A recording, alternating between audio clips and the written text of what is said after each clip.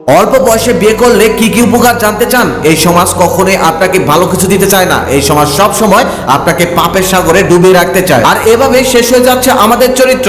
পারছি না যৌবন পবিত্র রাখতে। কারণ হচ্ছে যৌবনে একটি ক্ষুধা লাগলে যেমন সময় মতো খাবার খেতে হয়, ঠিক তেমনই যৌবনে বইয়ের প্রয়োজন হয়। কিন্তু এই সমাজ বলছে আগে প্রতিষ্ঠিত হও, তারপর বিয়ে করো। আর এদিকে আল্লাহ তাআলা বলছে সময় হয়ে গেছে, বিয়ে করো, তোমাকে প্রতিষ্ঠিত করার দায়িত্ব আমি আল্লাহ। অভাবে আছো, বিয়ে করো, আমি অভাব দূর করে দেব। আল্লাহ বলেন ধনী হতে চাও, বিয়ে করো। রাসূল সাল্লাল্লাহু আলাইহি ওয়াসাল্লাম বলেন তিন ব্যক্তিকে সাহায্য করা আল্লাহ তাআলার কর্তব্য হয়ে যায়। এক নম্বরে হচ্ছে আল্লাহ তাআলার রাস্তায় জিহাদকারী। দুই নম্বরে হচ্ছে চুক্তিবদ্ধ গোলাম, যে তার চুক্তি অনুযায়ী তার মনিবকে সম্পদ অর্জন করে মুক্তি চায়। তিন নম্বরে রয়েছে ওই ব্যক্তি যে ব্যক্তি বিবাহের মাধ্যমে নিজেকে পবিত্র রাখতে চায়। অল্প বয়সে বিয়ে করলে রোমান্টিকতার অনেক সময়ও পাওয়া যায়। তাহলে কেন এত দেরি করছেন? আল্লাহ আপনাকে বড়লোক বানিয়ে দিবেন তার ওয়াদা করেছেন, তাহলে কেন দেরি করছেন? যৌবনের শুরু হয়েছে, বিয়ে করে ফেলুন। আল্লাহর দেওয়া অফারটাকে গ্রহণ করে নিন। বিয়ে করলে যে 10টি উপকারিতা আপনি সাথে সাথেই পেয়ে যাচ্ছেন। এক নম্বরে হচ্ছে লজ্জাস্থানের হেফাজত। দুই নম্বরে হচ্ছে বিয়ে চক্ষুকে নিচু করে দেয়। তিন নম্বরে হচ্ছে তাড়াতাড়ি ধনী হওয়া যায়। চার নম্বরে হচ্ছে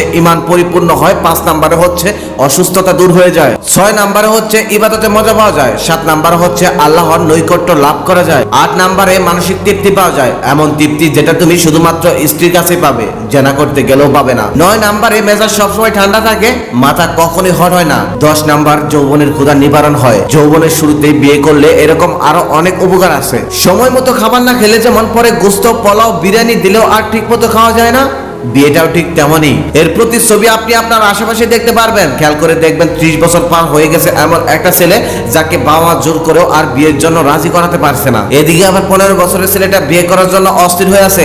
সমাজের নিয়ম নেই, আর মানুষ কি বলবে এই ভয়ে শুধু বাবা মার কাছে গিয়ে বলা সাহস পায় না। বিয়েটা সহজ করে দেন, দেখবেন সমাজ থেকে জেনা, ব্যভিচার, রাতারাতি এসব কমে যাবে। ছেলে মেয়েদের অভিভাবকদের বলছি অল্প বয়সে ছেলে মেয়েদের বিয়ে দিয়ে দিন। ওইসব সরকারি চিন্তা বাদ দেন, আগে দেখেন ছেলেটা মানুষ কিনা। যদি মানুষ হয় তাহলে ছেলের কাছে মেয়ে বিয়ে দিয়ে দিন। কারণ একটা মেয়ে কখনোই খাবারের অভাবে মারা যায় না, মারা যায় তো অত্যাচারীদের নির্যাতনে। তাই মেয়ের বাবাদের বলছি বিষয়টা বিবেচনা করবেন। আর ছেলের বাবাদের বলছি আল্লাহ ওয়াদা করেছেন ধনী বানিয়ে দিবেন। ছেলে কোনো কাজ করে না, শুধু বন্ধু বান্ধবের সাথে আড্ডা দেয়, নেশা করে বেড়ায়, এগুলো অনেকটাই কমে যাবে সময় মতো বিয়ে করে দিলে। আল্লাহ তাআলা ওয়াদা করেছেন। এটা শোনার পরেও যদি আপনার মাথায় এটা আসে ছেলে 2 টাকা ইনকাম করে না, বিয়ে পরে খাওয়াবে কি, তাহলে এটা শুনে রাখেন রিজিকের মালিক মহান আল্লাহ তাআলা। আর বাস্তব উদাহরণ দিয়ে দেখিয়ে দিচ্ছি পৃথিবীর 95% সফল মানুষই অল্প বয়সে বিয়ে করেছেন, এমনকি বিয়ে করার পরেই তারা সফল হয়েছেন। বিয়ে করলে সফল হওয়া যাবে না, এটি একটি ভীত ও মূর্খ মানুষের বানোয়াট একটি কথা। কেউ যদি এখন এটা মনে করে আমার ছেলে তো লেখাপড়া করছে, ও তো বউ পালতে পারবে না, তাহলে শুনে রাখুন আপনার ছেলে